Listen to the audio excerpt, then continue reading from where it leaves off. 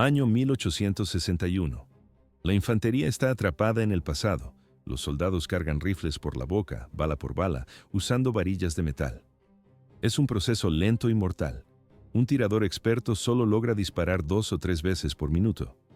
¿Cuál era el resultado de esta lentitud? Una carnicería total.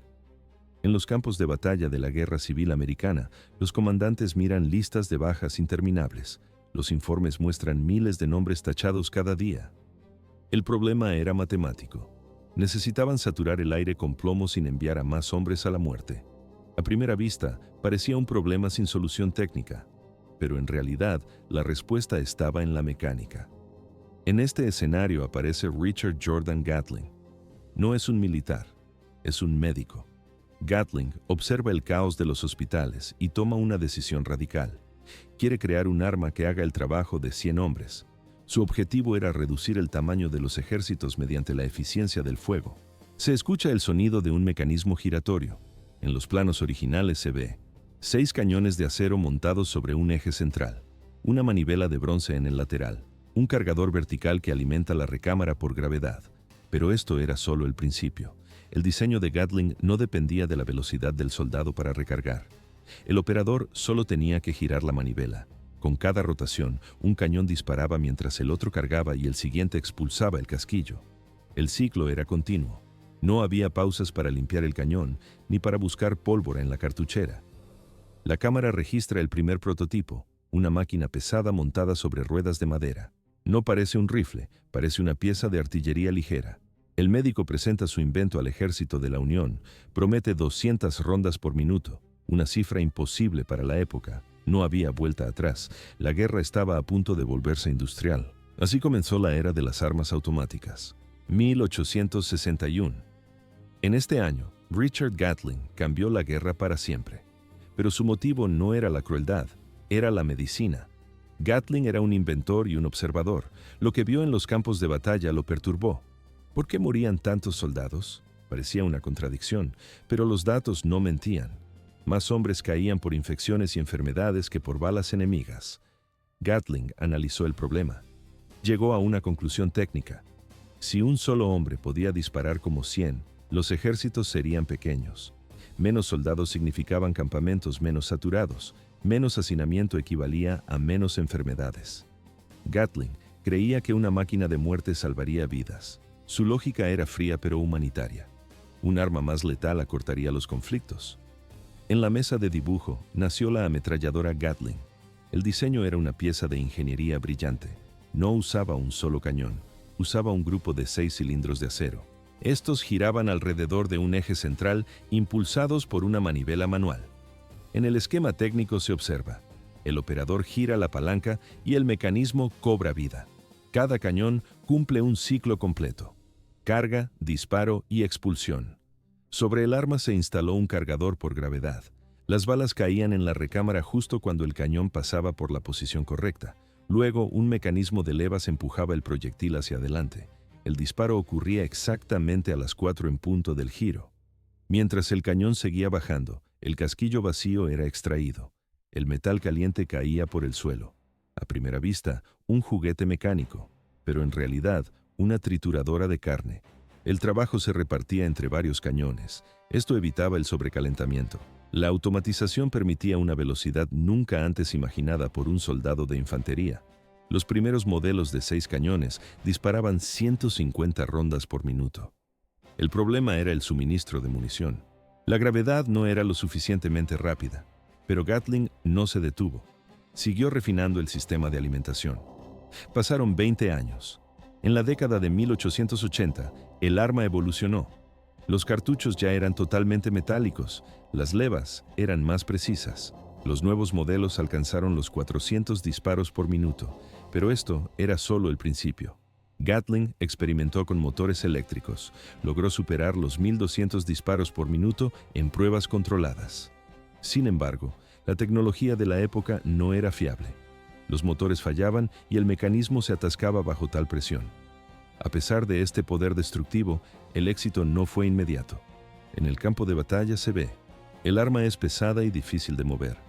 El alto mando militar era escéptico. Por eso, durante la Guerra Civil estadounidense, la Gatling apenas tuvo presencia. Así comenzó la era del fuego automático. 1861. La Guerra de Secesión estalla, pero la ametralladora Gatling no encuentra su sitio. El arma es una revolución técnica. Sin embargo, los generales prefieren el pasado. ¿Por qué el ejército rechazó el arma más letal de su tiempo? El mando militar era conservador.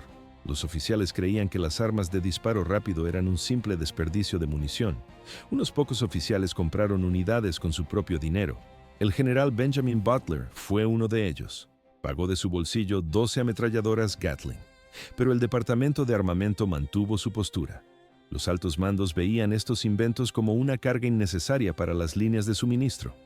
El jefe de armamento confiaba ciegamente en los mosquetes de avancarga. Gatling lo describió más tarde como un anciano aferrado a las armas de pedernal. Esa mentalidad detuvo el progreso. Entre el conservadurismo y los fallos técnicos iniciales, la Gatling fue ignorada. El conflicto terminó sin que el arma demostrara su valor real. El ejército estadounidense no compró oficialmente la Gatling hasta 1866. La guerra ya había terminado, pero los años siguientes demostraron el poder destructivo del diseño. Ejércitos de todo el mundo empezaron a comprar el invento, especialmente para campañas coloniales. En el registro histórico destaca un hecho: el ejército británico llevó estas armas a África. En la guerra anglo-zulú, el efecto fue devastador. Guerreros armados con lanzas y escudos se enfrentaban a ráfagas continuas. Se escucha el giro de la manivela y el estrépito del metal. Si el enemigo intentaba una carga frontal, 2 Gatling bastaban para aniquilarlo. Por primera vez en la historia, el concepto de ametralladora era una realidad sangrienta. Pero esto era solo el principio. Un cambio radical estaba por llegar. En 1883, Hiram Maxim presentó algo nuevo: una ametralladora de un solo cañón totalmente automática. No necesitaba manivela. El arma aprovechaba el retroceso del disparo para recargar sola. En pocos años, el diseño de Maxim superó a la Gatling en cadencia y ligereza. En el encuadre se observa: una sola persona maneja el arma de Maxim. La Gatling, en cambio, requiere un equipo entero y un carro pesado. Llegó la década de 1890 y con ella la pólvora sin humo. Las viejas Gatling de pólvora negra generaban enormes nubes blancas que delataban su posición. Los nuevos modelos de Maxim eran limpios y silenciosos en comparación. Los ejércitos abandonaron las piezas de artillería pesada por ametralladoras refrigeradas por agua y alimentadas por cintas. No había vuelta atrás. En 1911, el ejército de los Estados Unidos declaró oficialmente que la Gatling era una pieza de museo. El arma estaba obsoleta. A primera vista, el diseño había muerto, pero en realidad solo estaba esperando su momento. Nadie imaginaba que otra guerra mundial y un nuevo problema técnico rescatarían el concepto de Gatling del olvido. El mundo estaba a punto de ver las armas más destructivas jamás creadas. Así terminó el primer capítulo de la manivela. 1946, un año clave para la aviación militar. La llegada de los motores a reacción lo cambió todo. Los aviones ya no volaban. Ahora cortaban el aire a velocidades imposibles. ¿Cómo derribar algo que apenas puedes ver? Ese era el gran problema. Los ingenieros militares estaban desesperados. La tecnología de disparo se había quedado congelada en el pasado. Durante la Segunda Guerra Mundial, los cazas usaban motores de pistón y hélices. Eran máquinas rápidas para su época. Su potencia de fuego dependía de cañones automáticos y ametralladoras pesadas. Pero estas armas tenían un límite físico. No podían disparar más rápido. Para aumentar el daño, los mecánicos simplemente añadían más armas. Si una ametralladora no bastaba, instalaban 6. Pero esto creaba un nuevo obstáculo. El peso aumentaba drásticamente. El espacio en la sala se agotaba. El diseño del avión sufría. Al terminar la guerra, el motor a reacción lo volvió todo obsoleto. La velocidad de combate se duplicó. En un duelo aéreo, el enemigo aparecía y desaparecía en una fracción de segundo. El piloto solo tenía un parpadeo para apretar el gatillo. En la grabación se observa: un caza cruza la mira y desaparece al instante. Para lograr un derribo, el avión necesitaba escupir una cantidad absurda de balas en ese breve momento. La Fuerza Aérea de los Estados Unidos se dio cuenta de su debilidad. Su estándar de 6 ametralladoras Browning calibre 50 ya no servía. Había 2 problemas críticos. Primero, la cadencia de disparo era insuficiente. Segundo, los nuevos aviones eran mucho más resistentes. Los ingenieros ahora protegían los componentes clave con blindaje pesado. Cada una de esas Browning disparaba 800 balas por minuto. Parecía mucho, pero los proyectiles eran demasiado ligeros para destruir un fuselaje reforzado. Incluso disparando las 6 al mismo tiempo, el daño era mínimo. A primera vista, los cañones de 20 milímetros parecían la solución. Tenían más potencia, pero eran poco fiables. Usaban cargadores de baja capacidad y se encasquillaban constantemente.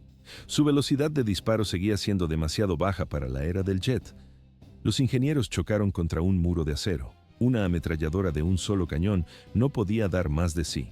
No podían poner más armas en el avión sin que éste dejara de volar. Pero surgió una idea inesperada. Alguien decidió mirar hacia atrás. Buscaron una solución en el siglo XIX, en la época de los mosquetes. Decidieron resucitar un sistema que todos consideraban una reliquia de museo. 1946. La Fuerza Aérea y el Departamento de Artillería del Ejército tomaron una decisión. Así nació el Proyecto Vulcan. Fue el inicio de una nueva era de destrucción. 1860. Richard Gatling diseña una ametralladora de varios cañones rotativos.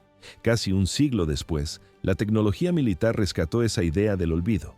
Los ingenieros tomaron el principio básico y lo actualizaron con materiales modernos y mecanizado de alta precisión, pero hicieron un cambio fundamental.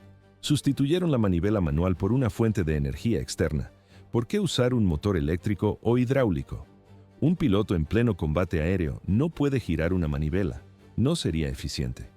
El uso de potencia externa permitía que el arma no dependiera del retroceso o de los gases del disparo. La alimentación, el fuego y la extracción de vainas se volvieron procesos puramente mecánicos. Imagina 6 rifles de cerrojo montados sobre un eje. Mientras giran, un sistema mecánico repite la acción del cerrojo de forma constante. Ese es el corazón del sistema Gatling. Este avance permitió elevar la cadencia de fuego a niveles imposibles para una ametralladora convencional.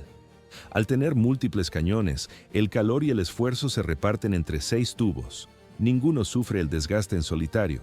Finales de 1945. Melvin Johnson y el coronel Doc Howe sacan una vieja ametralladora Gatling de un museo. Le instalan un motor eléctrico y realizan pruebas con fuego real. El resultado fue asombroso. Aquella reliquia de la era de la pólvora negra disparó ráfagas de 5,000 disparos por minuto. El arma no se bloqueó. Solo hubo un problema: nubes gigantescas de humo por la munición antigua. El éxito de la prueba fue total. Los escépticos tuvieron que callar. El concepto rotativo con energía externa funcionaba.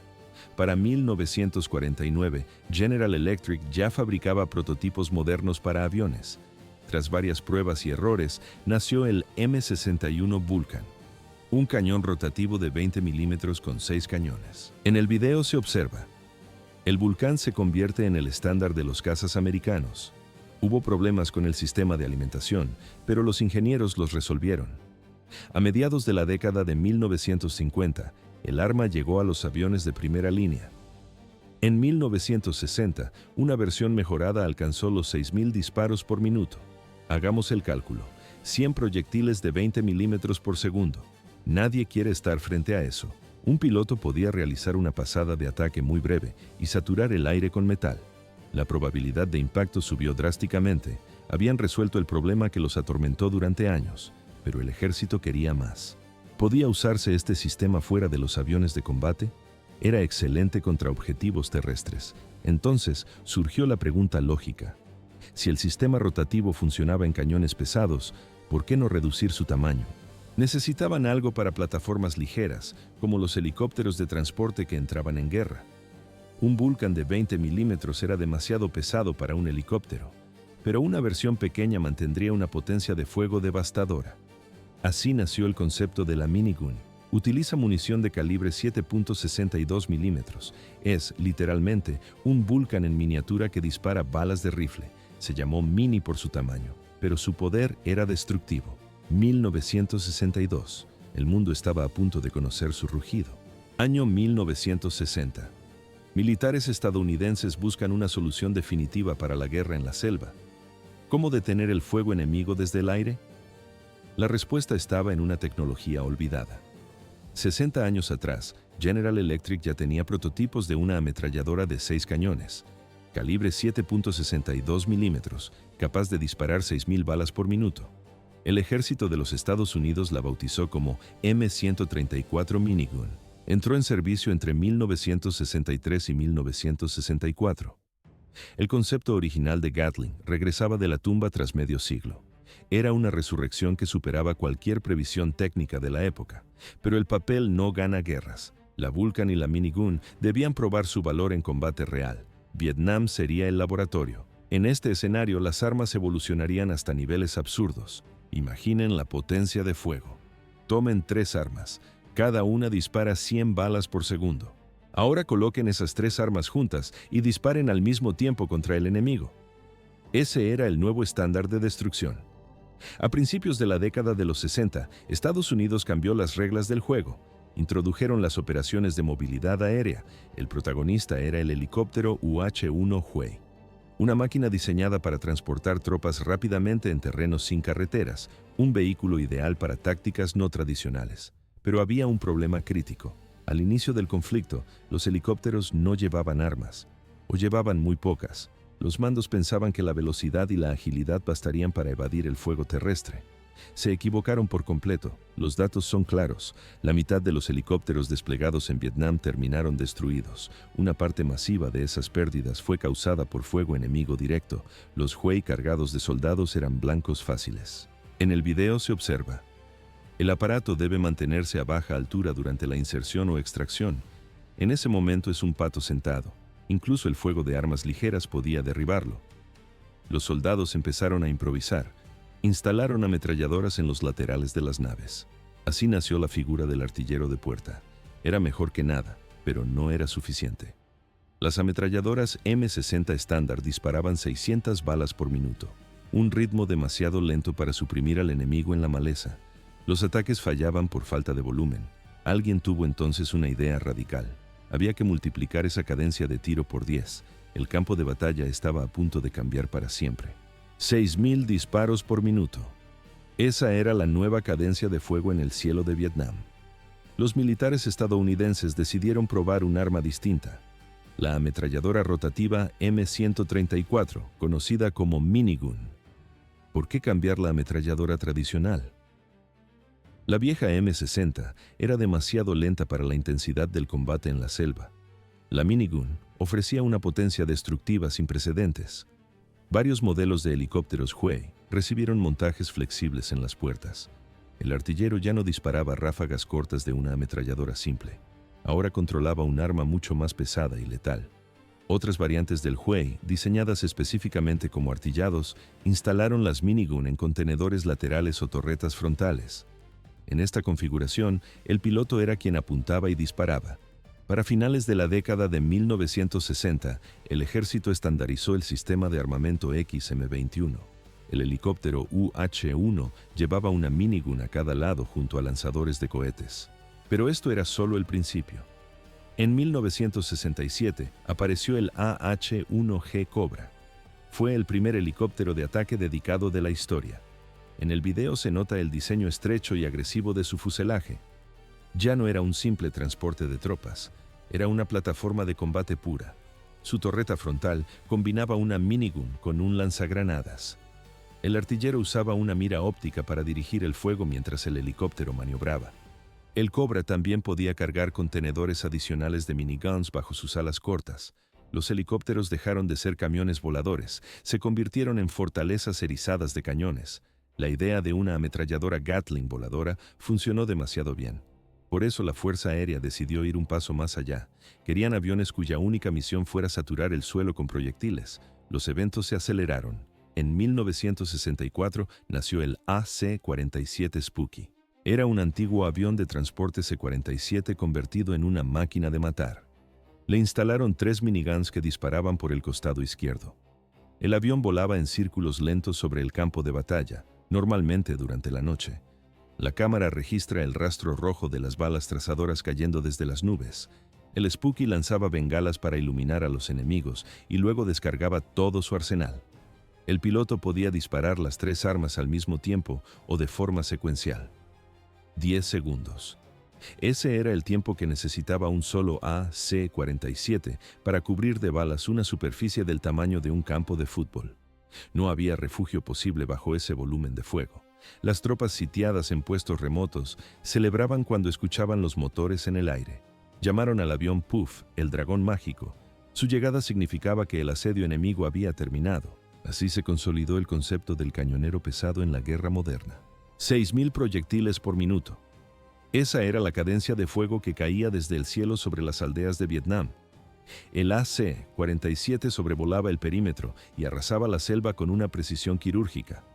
¿Cómo detenían a batallones enteros en plena noche? La respuesta estaba en el fuego supresivo. Las trazadoras rojas dibujaban arcos brillantes en la oscuridad. Parecía el aliento de un dragón, pero en realidad era una lluvia de plomo sistemática. Los registros militares detallan ataques nocturnos donde los soldados del Viet Cong se congelaban. Solo tenían dos opciones: correr o morir bajo el rastro rojo. El aviso era mínimo. Primero se escuchaba un zumbido lejano en los motores. Un segundo después, las ráfagas descendían de forma vertical. Muchos supervivientes confesaron después que era el arma más aterradora del conflicto. Superaba incluso al bombardeo convencional. Se sentía como algo personal. El dragón te buscaba en el escondite más profundo. El éxito del AC-47 obligó a evolucionar. En 1968 apareció el AC-119, equipado con dos motores. Solo un año después, en 1969, llegó el AC-130 Spectre. Este gigante de 4 motores cargaba un arsenal pesado. Montaba cañones de 20 y 40 milímetros. Sin embargo, la minigun de 7.62 milímetros se mantuvo como el estándar. En la grabación se ve: la vegetación desaparece bajo el impacto continuo. Nada superaba la capacidad de saturar cada metro cuadrado de terreno. Un piloto de AC-47 relató una escena recurrente. Al disparar todas las armas a la vez, las trazadoras convergentes incendiaban el bosque. El fuego iluminaba a los soldados enemigos en campo abierto. Era un espectáculo de luces letal. En la mayoría de los casos, el combate terminaba en ese instante. Los supervivientes simplemente se dispersaban por el miedo. Pero esto era solo el principio. El efecto psicológico del Spooky era devastador. El Viet Cong aprendió una lección sangrienta. Atacar un puesto de avanzada bajo la vigilancia de un avión en órbita era un suicidio. Los prisioneros de guerra hablaban del rugido característico de la minigun.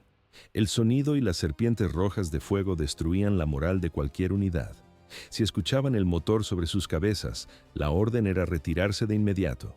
Un asesor estadounidense lo resumió con frialdad: el enemigo moría, resultaba herido o escapaba aterrorizado. De cualquier forma, la pelea se acababa cuando llegaba el avión.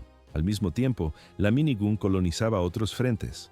Los ingenieros la instalaron en camiones de combate y tanques, probaron el arma en transportes blindados y en patrulleras de río. La minigun dejó de ser una herramienta exclusiva para helicópteros, se transformó en algo mucho más masivo.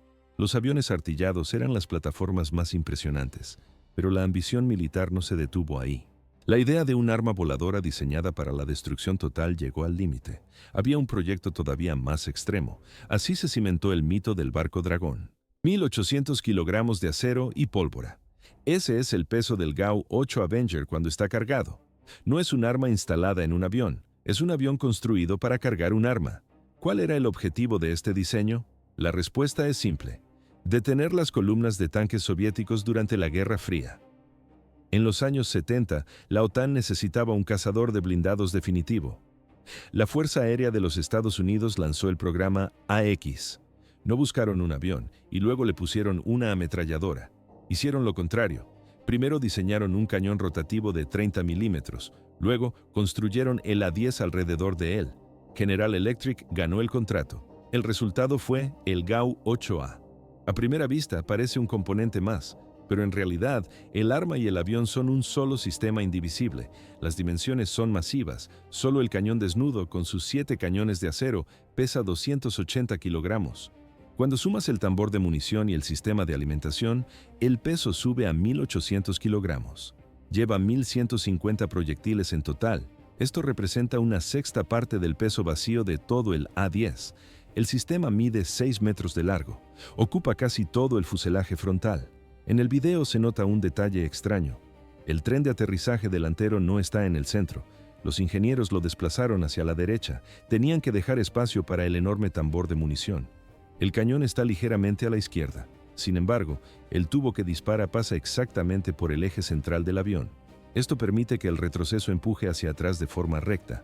El equilibrio es tan delicado que ocurre algo curioso. Si quitas el cañón mientras el avión está en tierra, el morro se levanta. Hay que poner un soporte en la cola para que el A-10 no se vuelque hacia atrás. La potencia es mecánica y bruta. 2 sistemas hidráulicos mueven los 7 cañones rotativos. Disparan munición de 30 por 173 milímetros. El ritmo de fuego es de 3.900 disparos por minuto. No hay espera. En la grabación se escucha, el motor gira y el fuego comienza al instante. En el primer segundo de apretar el gatillo, 50 proyectiles ya están en el aire. Después, el sistema se estabiliza.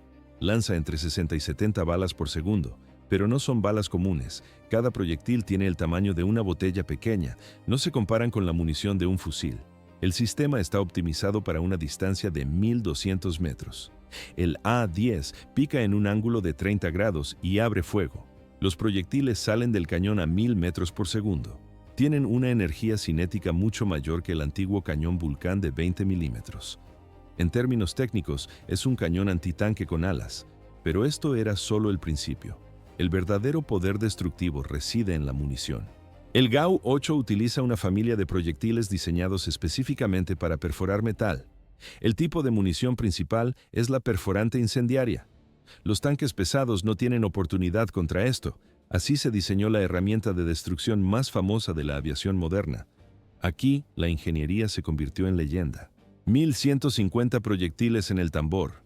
Esa es la carga de guerra estándar de un A-10. Si el piloto mantiene el gatillo presionado, toda esa munición desaparece en menos de 20 segundos. ¿Cómo logra este cañón destruir un blindado pesado? La respuesta está en la física y el uranio empobrecido. El GAU-8 utiliza proyectiles perforantes con un núcleo denso. En vuelo, esta varilla se mantiene extremadamente estable, pero el efecto real ocurre en el impacto. El uranio es pirofórico, no solo perfora el metal. Al golpear el blindaje, el proyectil se inflama de forma espontánea. El resultado no es un agujero limpio. Es una lluvia de metal fundido y fragmentos ardiendo que rocía todo el interior del vehículo. Nada sobrevive dentro. Para objetivos más blandos, el cañón dispara munición de alta tecnología explosiva e incendiaria. Estos proyectiles están diseñados para fragmentarse y estallar. El objetivo es crear una onda de choque y fuego. Es el arma perfecta contra camiones, radares, depósitos de munición e infantería. En combate, la cinta de munición no es uniforme. Los ingenieros utilizan una mezcla fija. Por cada 4 balas de uranio empobrecido, se coloca una de alta capacidad explosiva. Esta combinación permite al piloto atacar cualquier objetivo sin cambiar de configuración. Cada ráfaga perfora y explota al mismo tiempo. Pero el peso es un problema crítico. Se utilizan cajas de cartucho de aluminio y bandas de plástico. Esto reduce el peso total del sistema y frena el desgaste de los cañones. En las grabaciones se observa un detalle técnico clave. No hay eslabones ni casquillos cayendo del avión. El sistema de alimentación es de doble extremo y sin eslabones. Las balas salen del tambor, pasan por el cañón y los casquillos vacíos regresan al contenedor original. ¿Por qué no se expulsan al aire? Los casquillos golpeando el fuselaje causarían daños graves. Peor aún, los motores podrían succionarlos. Además, mantener los casquillos a bordo conserva el centro de gravedad del avión. Si el peso desapareciera de golpe, el caza se volvería inestable. A 1.200 metros de distancia, el 80% de los disparos caen en un círculo de 12 metros. Para un jet que se mueve a cientos de kilómetros por hora, esta precisión es letal. Pero esto genera un efecto secundario masivo. El retroceso es brutal. Con tanto metal saliendo por la nariz, la fuerza de empuje hacia atrás es casi igual a la de uno de sus motores. Los gases también son un peligro. Los pilotos no disparan ráfagas largas. Controlan el gatillo en pulsos de 50 a 100 disparos. Esto evita que el cañón se funda y ahorra munición para el siguiente ataque. Así funciona la ingeniería del miedo. No es solo un cañón. Es un sistema diseñado para convertir un campo de batalla en chatarra en segundos. 10.000 libras de fuerza de retroceso. Esa es la potencia del cañón GAU-IGT. Es una cifra masiva, casi idéntica al empuje de uno de los motores del avión A-10. ¿Se detiene el avión en pleno vuelo al disparar? Muchos creen este mito. pero la realidad es distinta. El arma está alineada con el eje central, justo bajo el centro de gravedad. El retroceso empuja recto hacia atrás, no hay giros bruscos ni pérdida de control. En el video se observa. El fuselaje vibra con violencia. La ráfaga reduce la velocidad solo unos pocos nudos. Los motores generan más empuje total que el retroceso del cañón. El A-10 sigue volando sin problemas, pero apareció un problema real en las pruebas. El gas del cañón, el GAU-8, genera una nube gigante de humo caliente y sin oxígeno.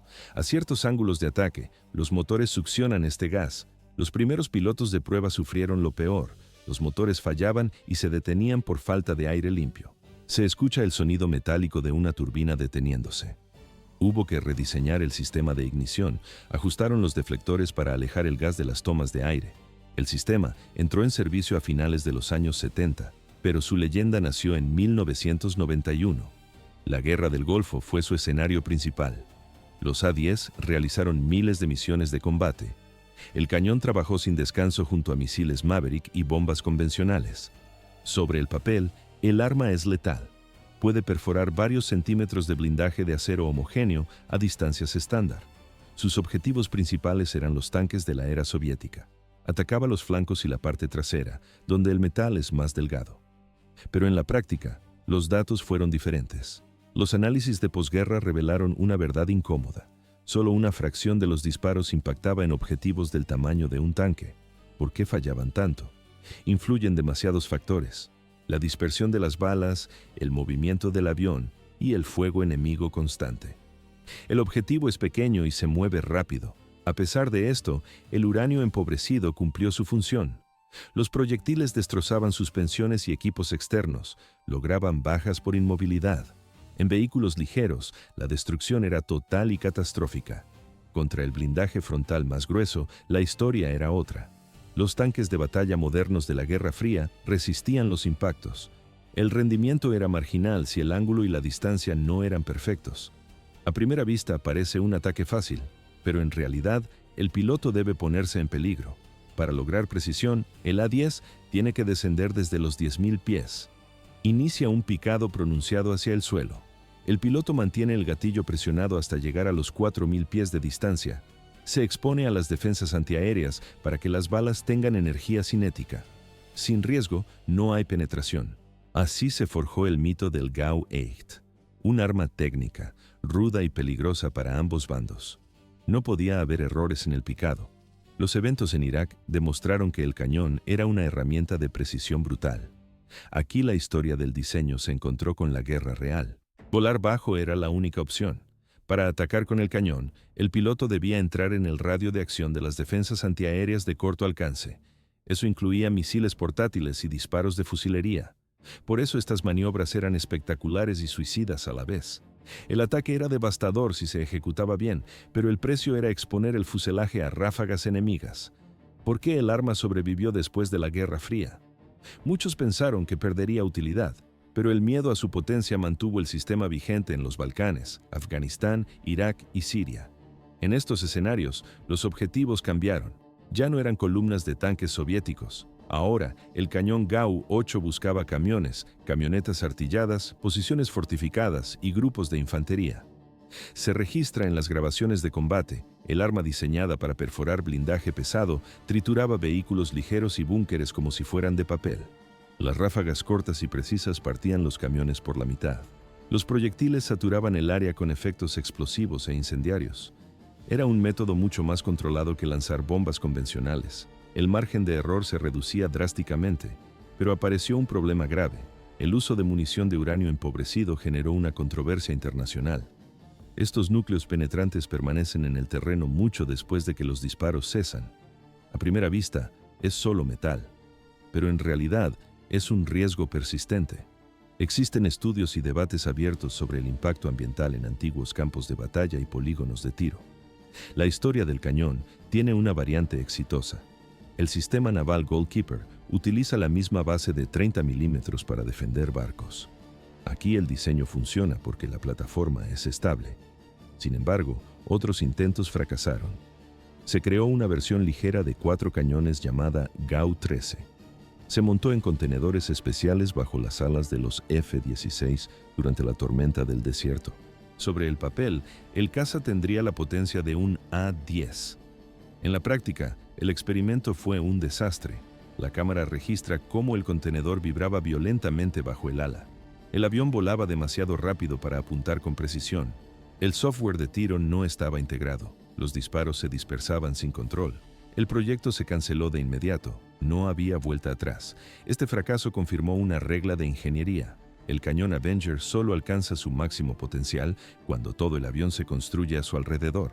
Se necesita una estructura capaz de soportar el peso, el retroceso masivo y los gases de la combustión. No basta con colgar el arma bajo cualquier jet rápido. El A-10 no es un avión con un cañón, es un cañón que vuela. Así terminó la búsqueda de un sustituto.